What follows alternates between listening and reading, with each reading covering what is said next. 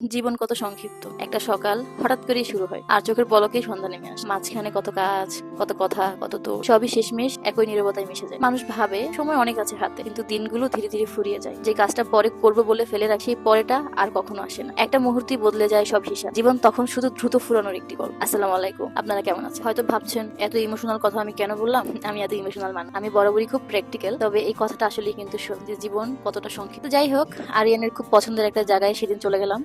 সেই জায়গাটা হলো বাবুল্যান্ড। যারা চিটংয়ে থাকেন তারা অনেকেই চিনেন। আরিয়ান সাহেব এখন আবার এখানকার রেগুলার একজন মেম্বার হয়ে গেছে, কারণ তার জন্য আমরা 4 মাসের একটা প্যাকেজ এখান থেকে পারচেজ করি।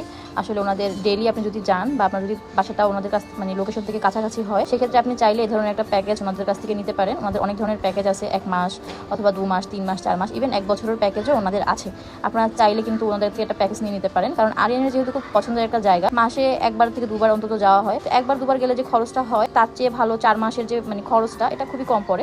এমন এক জোড়া মোজা কিন্তু আপনার কিনতে হবে, আর আপনি যদি বাসা থেকে নিয়ে যান সেটা অবশ্যই ভালো, কারণ ওনারা প্যাকেজের সাথে আপনাকে মোজা দিবে না। তো যাই হোক, আলহামদুলিল্লাহ আরিয়ান এখন অনেক বেশি এক্সাইটেড। সে ভাবতেছে সে কোনটা শুরু করবে আগে আর কোনটা শুরু করবে পরে। সে এখন মোজা পরবে, পরার পরে দেখবেন শুরু হয়ে যাবে তার নাচানাচি।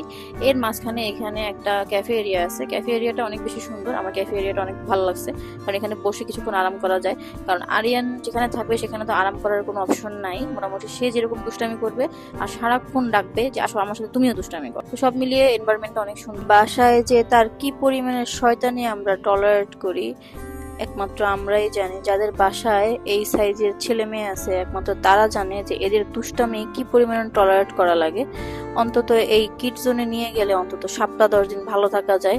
মানে যত শয়তানি আছে সব ওখানে গিয়ে করে আসার পরে আসলে বাসায় আসার পর আর কোনো ধরনের শয়তানি এদের মনে পড়ে না। তো মোটামুটি 7-10 দিন ভালো থাকা যায় এখানে নিয়ে গেলে। আর ওখানে নিয়ে গেলে আপনারও মনে হবে যে আপনিও একটু শয়তানি করেন। বুড়া হয়ে গেছেন তাতে কি হয়েছে, মানে আপনার মনের মতো শয়তানি চলে আসবে। যাই হোক, ওখানে যাওয়ার পর এমনি ওখানকার এনভায়রনমেন্ট দেখলে আপনার মুড ভালো হয়ে যাবে। আরিয়ানের মুড তো ভালো হয়, আমার সাথে তার সাথে আমারও অনেক বেশি মুড ভালো হয়ে যায়। আরিয়ানের আব্বা সবসময় খুঁজে বের করবে তার ছেলেকে নিয়ে আসলে কোথায় যাওয়া যায়, কিভাবে শয়তানি করা যায়। এরা 2 বাপ ছেলে সারাক্ষণ থাকে মানে এগুলোর তালে।